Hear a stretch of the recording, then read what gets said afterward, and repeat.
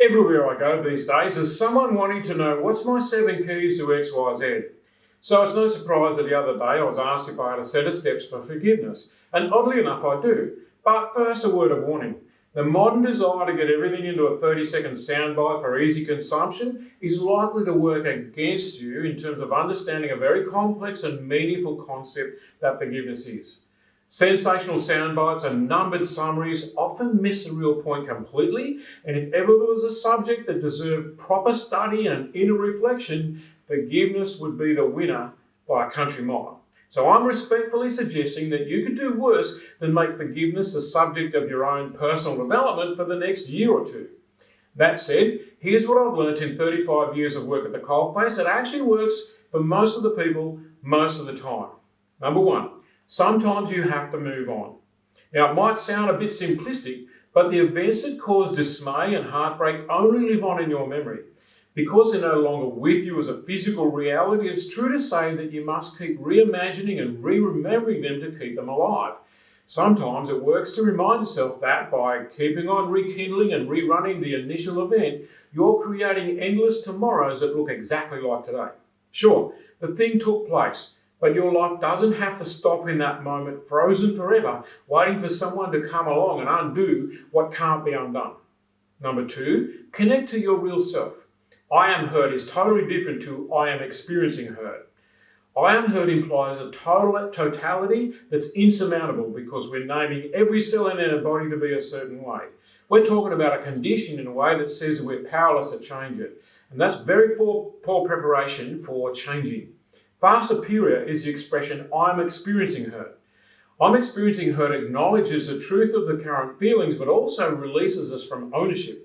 When we're not owned by the emotions, we're free to observe them and work with them rather than be a victim of them. Number three, search for personal responsibility.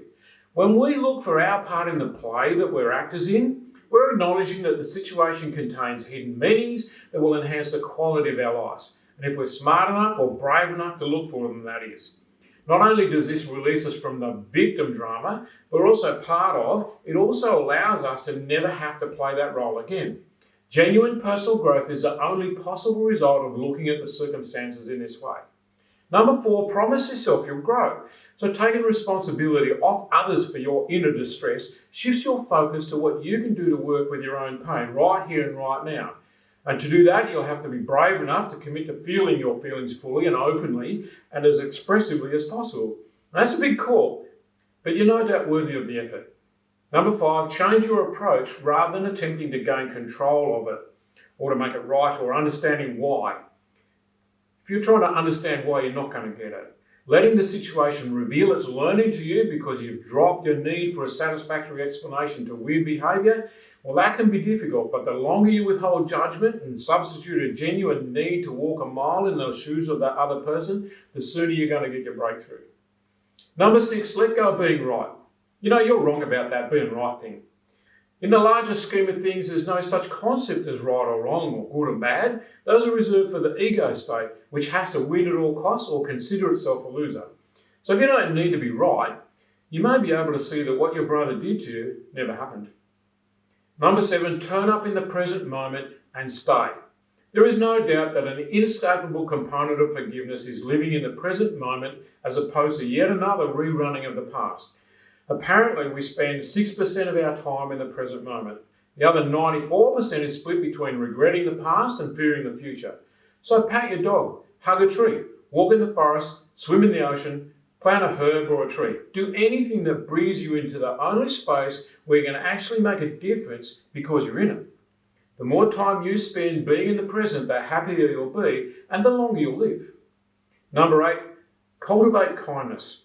Any fool can be reactive, judgmental and hurtful. It takes no talent whatsoever and requires no thought and is absent of compassion.